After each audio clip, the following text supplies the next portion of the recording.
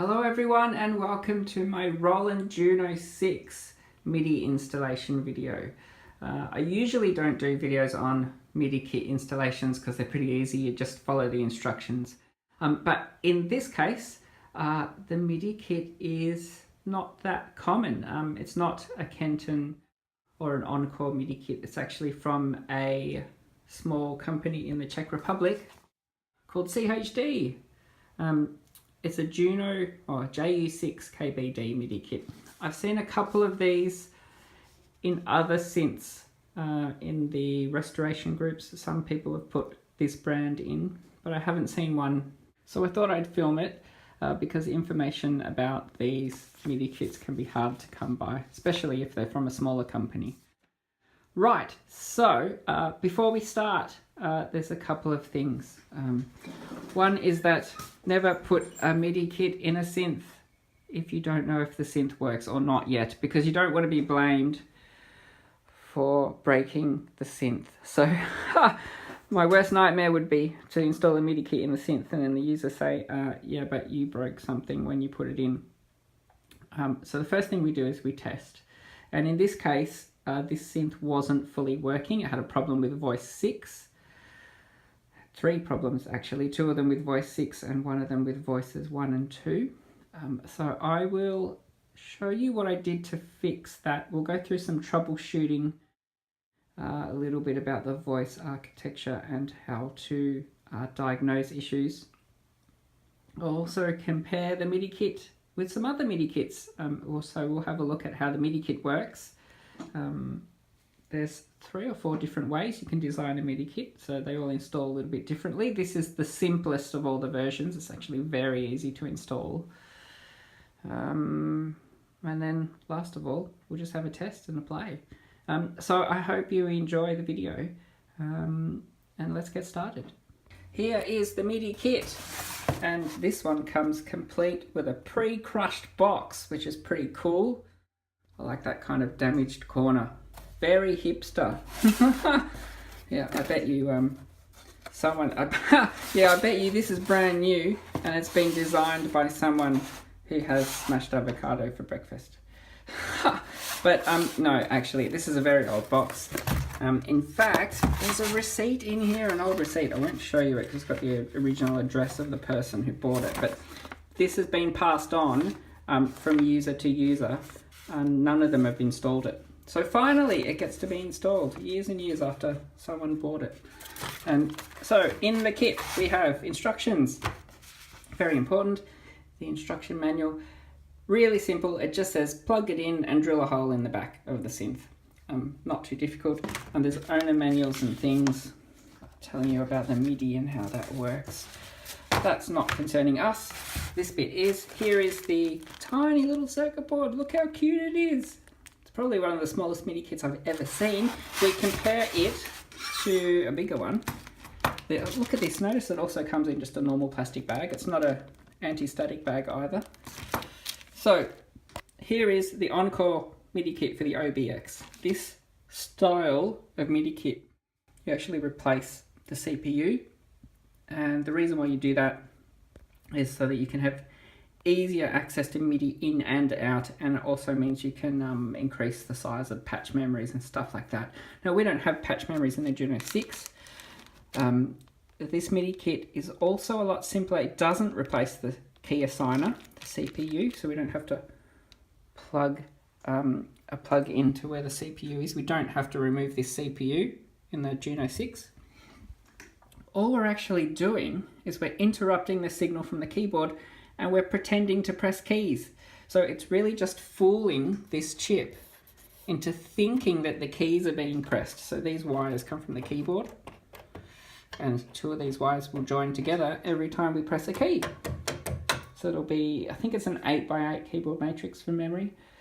So there will be 1 wire for every 8 keys and then 1 wire for each of the 8. And those 8 wires will repeat themselves throughout the keyboard. So whenever we press 1, we get 1 group of 8 wire touch a single key wire, and that's how we know which key is being pressed.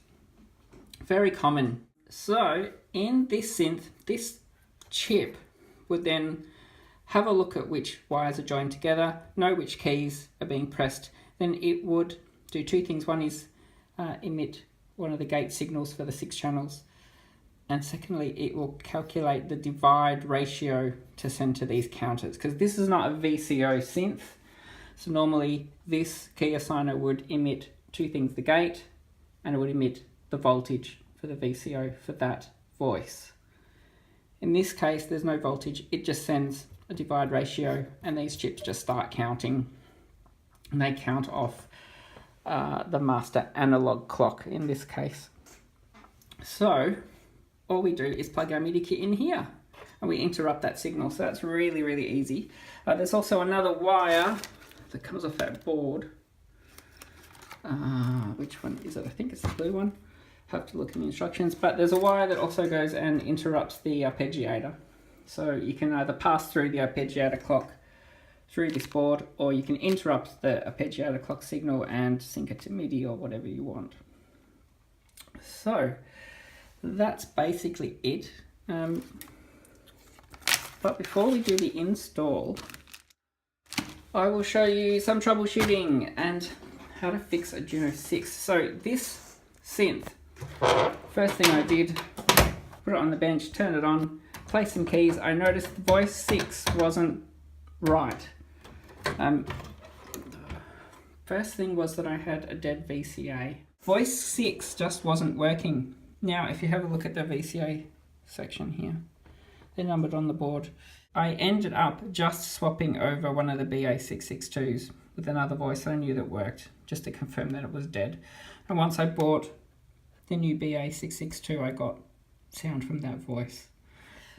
Then the next problem was one that's a little more complicated but a little more common, is that the way the gates are assigned, they don't come directly from this chip, they go through some logic first, and the gate for voice 6 wasn't turning off. So when I would press the keys 1, 2, 3, 4, 5, 6 would turn on, but when I released the key that was assigned to voice 6, the gate wouldn't turn off. So sound kept going, and I could play all the other 5 voices and that voice 6 would stay on until I eventually got up to stealing the gate from that voice 6, and then it would be assigned to another key and stay permanently on. So testing gate issues on this synth is really easy.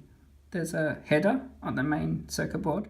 You put your ground probe on G for ground, and then your positive lead on the gate that you're going to measure. Now in this case it was gate 6 that was bad. So you can see here it was gate 6, but I'm going to put on voice 1 now just to show you because it's easier. Then we just set the multimeter to voltage, make sure it's turned on. Right, here we go. And we have to turn the synth on. And we're on. Don't touch anywhere down there. And okay, so our probe's on ground. Voice 1, you can see we're getting 5 volts, so that's positive. Now the first key that I press after turning the synth on will be assigned to voice 1. So we should see this drop. Yeah, so now we're 0. And now if I lift the key off, we're back at 5. Now if I do that again with the other keys, you won't see it happen because gate 1 won't be assigned anymore. So if I go 2, 3, 4, 5, see nothing, 6. Now the next key should be reassigned to voice 1. Yeah. So that's working. So it is difficult and you can get confused between which gate you're monitoring and which key you're pressing because not every key is assigned to that gate. So you'll have to turn the synth off every time you change your probe and recount 1, 2, 3, 4, 5, 6. Change the probe, turn the synth off, recount 1, 2, 3, 4, 5, 6. Or else in the cycling you could actually hit a key twice and not reassign a new voice and you can miscount. Because if you assign a voice on a Juno, that key retains that voice until it's stolen. So it's not a straight cycle like in the CS60 where if I press the same key 6 times, I would reassign 6 different voices to that key. It's not the case in the Juno, you have to keep recounting. So once you find that there's a key that you press and that gate signal doesn't drop, assuming you're monitoring the right gate signal, then you have a problem. So, and that's exactly what was happening at this, well, sort of what was happening with this synth. I would press a key, I would see a drop, but then I'd release the key and it would stay down. So there was a problem. And these two 4011s, they're CMOS NAND gates, they do the final control of that voice assignments. So if you're having trouble with one of the voices not turning on or not turning off, when you're measuring the gates, you find there's a problem with the gates. It's these two CMOS NAND gates that are most likely the problem. In fact, any CMOS chips really, if you've done synth repair before, you'll know that the CMOS chips are probably our biggest problem. So anything with, you find with TC on the front, they're an old Toshiba CMOS and they didn't have as good input protection, and particularly for over voltages, they were very sensitive. So they used to die a lot. So I just went for these two 4011 straight away, and that turned out to be the problem. And after that, as you can see, my voices now assign okay. So after that, finally, we had sound on all 6 voices. We also had them turning off when they're supposed to. Then I just closed the lid and started playing with the synth. And I thought it was fine. But notice something else. In fact, this is an interesting point. When you're testing a synth, you really do have to test all the functions. Don't just put it on a saw wave and play some keys and think, oh, it's working. Because I didn't realize a problem until I pressed sub. When I pressed the sub-oscillator on, I noticed that voices 1 and 2, they didn't have any sub-oscillator. So I had voices 3, 4, 5, and 6 so voices 3, 4, 5, and 6 had the sub-oscillator fine. Voices 1 and 2 didn't. Now, sub-oscillators. Gee, there's a different story. Let me show you. Okay, take this out. Now, sub-oscillators in most Rolands are really simple. They're actually just a flip-flop.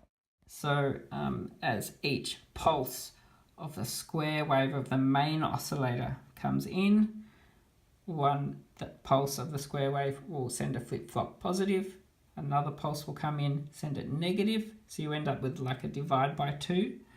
That's done by these ICs here. They're just a CMOS flip-flop. I don't know why they've used a CMOS flip-flop, because they also aren't very reliable. And there's one for each pair of voices. So you can see the chip that's in the middle of the 2 voices. So here, that one as well, in the middle of the 2 voices. And for voices 1 and 2, there's a chip in the middle. I replaced that flip-flop and the sub-oscillators for 1 and 2 magically started working again. Now I did explain a little bit about the sub-oscillator when I did the DCO video. So I did a video on how DCOs work. It was part of the SX240 series, so the Kawai SX240 series. If you look on my website under the videos, it's under the SX240 section. I did briefly explain about flip-flops and sub-oscillators in that video. So, important thing to note is that when you lose one of those chips on a Juno, you will lose the sub-oscillator for 2 corresponding voices. So in this case, it was voice 1 and voice 2. So it's the chip in the middle. Replace that. And then finally it worked. Hooray! So, what a big deal. I'm supposed to just install a simple MIDI kit and ended up spending most of the time on the repair. But that's the way it is. So, finally, let's do the MIDI kit installation on the Juno 6. Right, so first things first, and that's drill bits, lots of drill bits. We can't just start with the largest one. A couple of reasons. One is it'll slip around a lot on the panel. We need to fix it in the right position and make sure it doesn't drift. Secondly, drilling a hole that large is really difficult. So what we do is we enlarge. So we start with firstly a punch. You need to measure out where you want to put it to make sure that it lines up with everything else.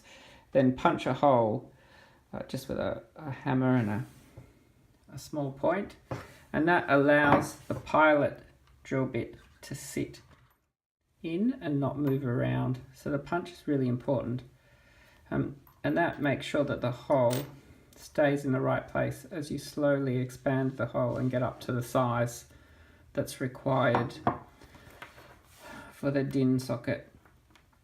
Now I've seen a whole lot of MIDI kit installations where on the back of the synth the MIDI ports just aren't lined up straight. They look horrible, actually, just a complete mess.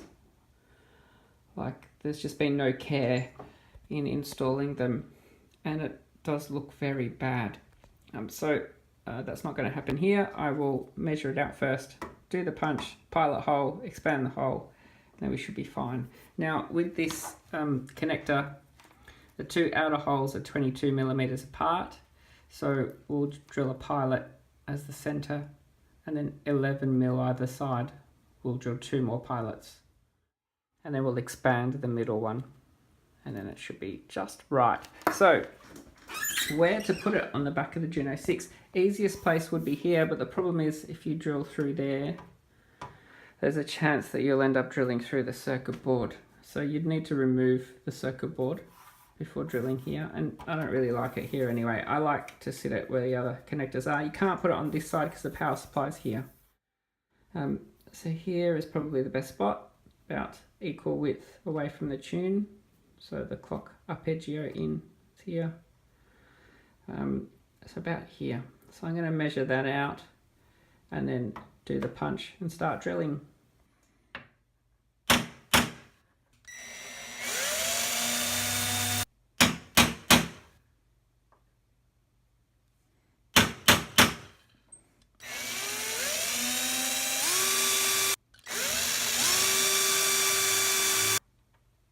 Perfect.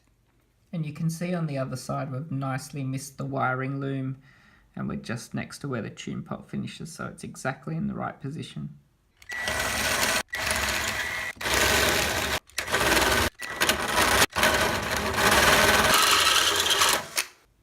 Okay, so the hard bit's done. Now we have a decision to make, and that's where to mount that DIN socket. Most MIDI kits I see on synths, people mount them on the outside, and that's probably because you just want to hide the messiness of our hand-drilled holes. But the way it's supposed to go is actually so that's on the other side. So if you have a look here, it's mounted behind.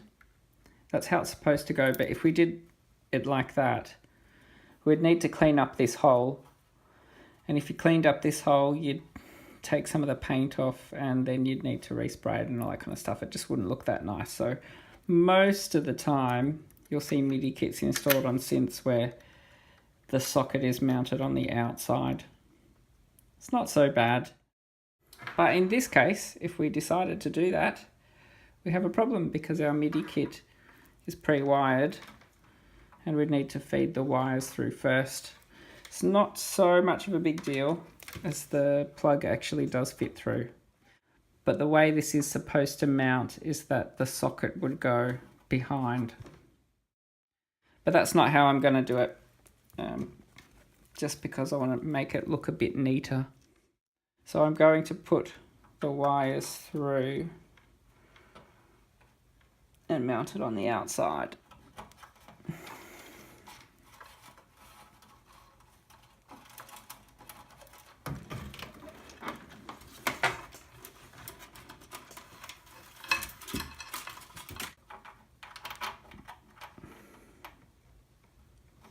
There. So it'll mount like that. That's not too bad. Okay, so first let's install the circuit board. This. We unplug the cables from the keyboard matrix and we plug them into the same places. So this plug on the bottom went there, So we have to plug it to the same place on the bottom here, so that when we rotate the circuit board, the two cables are in the same orientation.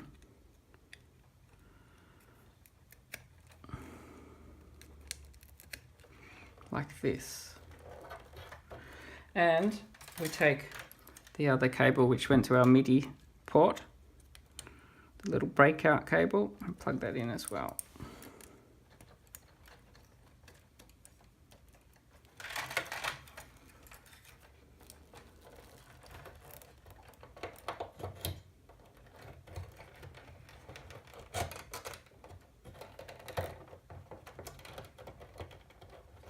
Right, so that's it. But to keep it stable, you get a little screw and a standoff that we put under this end. Like that. Excellent. Now, we need to power the board. Now you get a red and a black wire, and they just go to the header socket that we used to measure the gate signals before. So we just put the black in the ground and the red in the +5 volts. And that's it, we've got power for our board. And then the only other thing we have to do, besides neatening up the cabling, is to plug in, insert these two blue wires in the arpeggiator. So we've got to interrupt that arpeggiator wire and insert these two. Okay, so now we have a wire to cut. It's this 4-pin plug here. It's labelled 36 at the bottom. The pin we need to cut is actually 37. Now it goes from the top is the higher number and the bottom pin's a lower number. You can see on this side on the big plug 35's at the top, 26 at the bottom. We need to cut 37, so don't count down, because we're not going up, we're actually going down. So this would be 35, 34, 33. We need 37, so it's here 36. Next one up's 37. So we need to cut this wire. Don't cut it too close to the top or you don't have much room, because we need to strip it and then put some heat shrink on too. So I'll cut it down here, and then we have to put in our arpeggiator wires from the MIDI kit. Now the one that's on the outside, so this is actually pin 1, that goes to the clock in, and the clock in would be on this side of the wire, clock out will be on this side of the wire. So we need to get these two the right way around. Okay, so the wire from pin 2 goes to the plug end, and remember the heat shrink. And the wire from pin 1 goes to the cable end.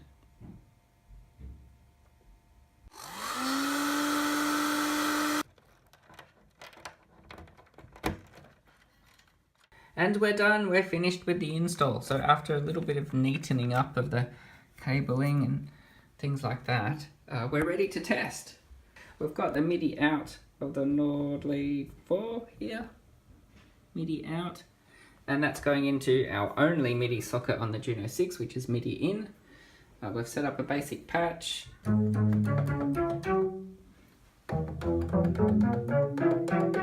Excellent.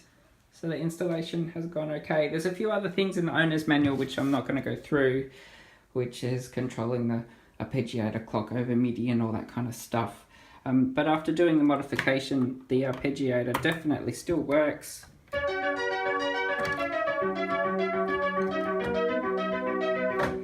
So I think we'll be okay. So that's it for this video. Hope it didn't take too long, but I'm glad we did it. So if you ever get the CHD MIDI kit for the Juno 6, at least there's a guide now. So that's it, and thanks for watching.